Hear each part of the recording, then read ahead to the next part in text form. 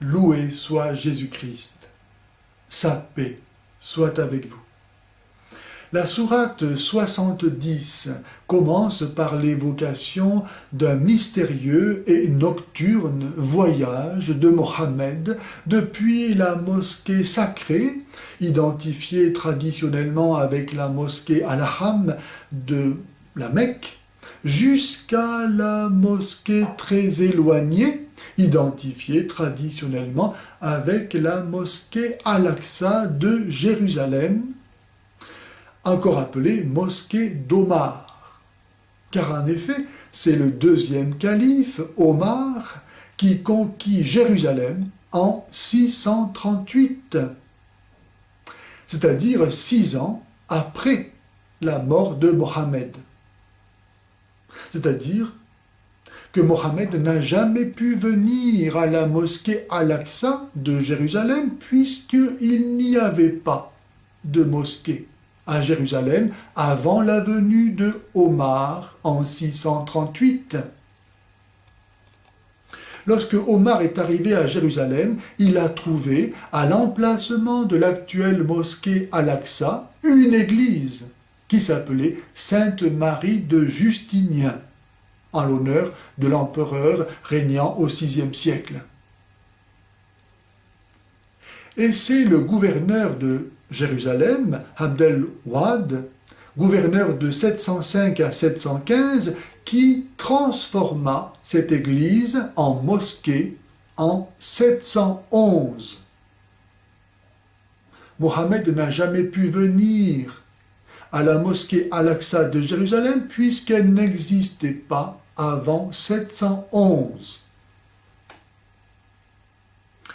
Et si donc le fondement de la revendication de l'islam vis-à-vis de Jérusalem, reposant sur ce voyage de Mohammed jusqu'à la mosquée Al-Aqsa, disparaît,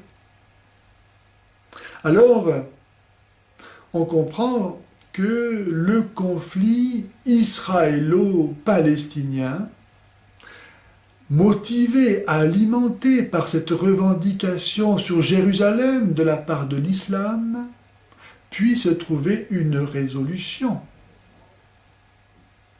Mais pour cela, encore faudrait-il expurger aussi du Coran la haine de Allah contre les Juifs, qu'il traite de porcs et de singes, comme on le trouve par exemple dans la sourate 2, verset 65, à la sourate 5, verset 60, à la sourate 7, verset 166.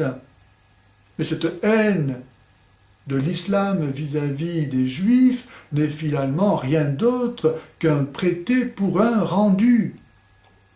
Car le judaïsme lui-même est plein de haine contre tous ceux qui n'est pas juifs. C'est ce que nous trouvons dans le Talmud, le Sanhédrin par exemple, en 59a.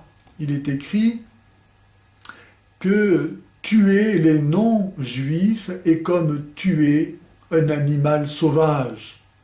Ou bien dans le Talmud, Aboda Zara, 26b, et il est écrit que tuer le meilleur des non-juifs est un bien.